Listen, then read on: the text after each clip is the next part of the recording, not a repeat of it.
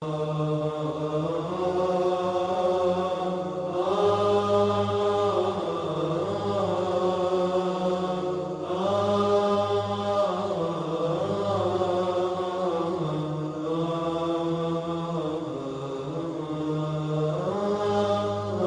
ہم قرآن مجید کی سورہ ہود کی منتخب آیات میں آپ کہہ لیں کہ ایک گہرا جائزہ لے رہے ہیں۔ کوشش یہ ہے کہ ان میں جو اللہ کی ہدایات ہیں، انبیاء کے قصے ہیں اور ہمارے لیے جو اسباب ہیں ان کو سمجھا جائے۔ بالکل، اور یہ آیات آپ دیکھیں تو بنیادی طور پر توحید یعنی اللہ کی وحدانیت، پھر نبوت کا سلسلہ، جواب دہی کا تصور اور انسان کی فطرت جیسے کبھی امید، کبھی مایوسی اور اللہ کے انصاف اور رحمت، ان سب پہلوؤں کو سامنے لاتی ہیں۔ تو آئیے شروع کرتے ہیں۔ سورہ کے آغاز میں یہ بات واضح ہے کہ یہ قرآن ایک حکمت والی باخبر ہستی کی طرف سے ہے، ایسی کتاب جس کی آیات پہلے محکم کی گئیں، پھر تفصیل سے بیان ہوئیں، یعنی یوں سمجھیں کہ محکم اور واضح۔ جی ہاں، اور مرکزی پیغام بہت صاف، صرف اللہ کی عبادت کرو، اسی سے مغفرت مانگو یعنی بخشش طلب کرو اور اسی کی طرف پلٹو۔ اس پر دنیا میں بھی اچھا بدلہ اور آخرت میں تو بہترین اجر ہے ہی۔ اور یہ یقین دہانی بھی کہ اللہ سب جانتا ہے، چھپا ہوا بھی، ظاہر بھی، اور ہر جاندار کا رزق وہ بھی اسی کے ذمے عمل کرتا ہے۔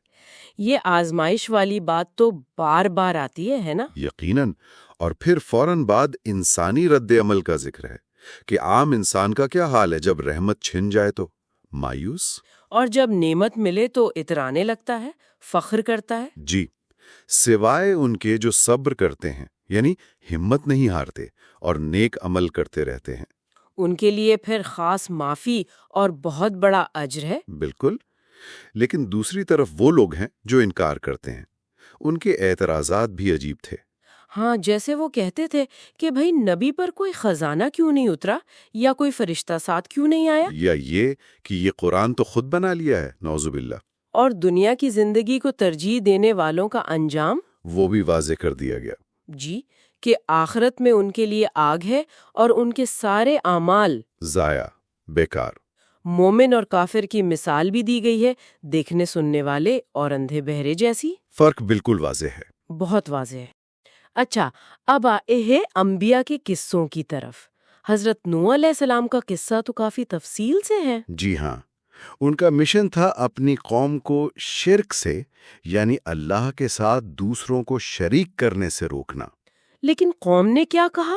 سرداروں نے خاص طور پر انہوں نے کہا تم تو ہمارے جیسے ہی ایک انسان ہو اور تمہارے پیچھے چلنے والے کون ہیں؟ بس ہمارے معاشرے کے کمزور نچلے طبقے کے لوگ، اور یہ بھی کہ تم نعوذ باللہ جھوٹے ہو۔ حضرت نوح علیہ السلام کا جواب بہت تحمل والا اور منطقی تھا۔ بالکل، انہوں نے کہا بھئی میرے پاس اللہ کی طرف سے واضح نشانی ہے، میں تم سے کوئی مال تو نہیں مانگ رہا، نہ میں یہ کہتا ہوں کہ میرے پاس اللہ کے خزانے ہیں، نہ میں غیب جانتا ہوں، اور نہ میں ایمان لانے والوں کو دھتکاروں گا، میں تو بس اللہ کا پیغام پہنچا رہا ہوں۔ لیکن قوم اڑی رہی اور آخر کار کہنے لگی کہ لے آؤ وہ عذاب جسے ڈراتے ہو۔ جی، اور پھر اللہ کا حکم آیا کہ کشتی بناؤ۔ اور وہ طوفان کا منظر، اور خاص طور پر حضرت نوح علیہ السلام کے اپنے بیٹے کا واقعہ، وہ تو بہت ہی کیا کہیں دل ہلا دینے والا ہے۔ واقعی، بیٹا سمجھتا ہے پہاڑ بچا لے گا، لیکن اللہ کے عذاب سے کون بچا سکتا ہے؟ وہ ڈوب گیا۔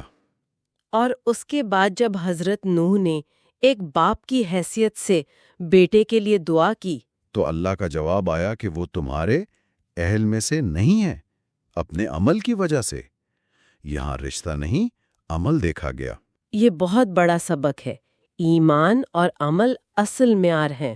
جی، اور یہ پورا قصہ جیسا کہ سورہ میں اشارہ بھی ہے، نبی کریم صلی اللہ علیہ وسلم کی تسلی اور ثابت قدمی کے لیے بھی تھا۔ حضرت نوح کے بعد دوسرے انبیاء کے قصے بھی اسی نہج پر ہیں، مختصر ذکر ہے لیکن ہاں، مگر پیغام کی روح وہی ہے۔ جیسے حضرت شعیب اور مدین والے، وہاں خاص طور پر ناپ تول میں کمی کا مسئلہ تھا، معاشی بددیانتی۔ یا حضرت لوط کی قوم اور ان کی اخلاقی گمراہیاں؟ جی، ہر قصے میں وہی نمونہ ہے، توحید کی دعوت، قوم کا انکار اور پھر انجام، ایمان والوں کی نجات، انکار کرنے والوں کی ہلاکت۔ ان قصوں سے ایک اصول یہ بھی سمجھ آتا ہے کہ اللہ بستیوں کو یوں ہی ہلاک نہیں کرتا۔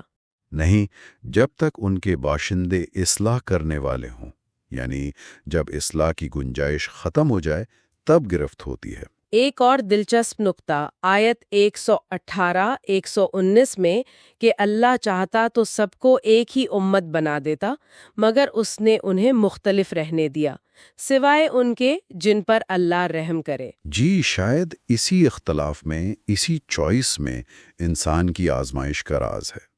ان قصوں کا مقصد بھی یہی بتایا گیا ہے، نبی صلی اللہ علیہ وآلہ وسلم کے دل کو مضبوط کرنا اور مومنین کے لیے نصیحت اور یاد دہانی۔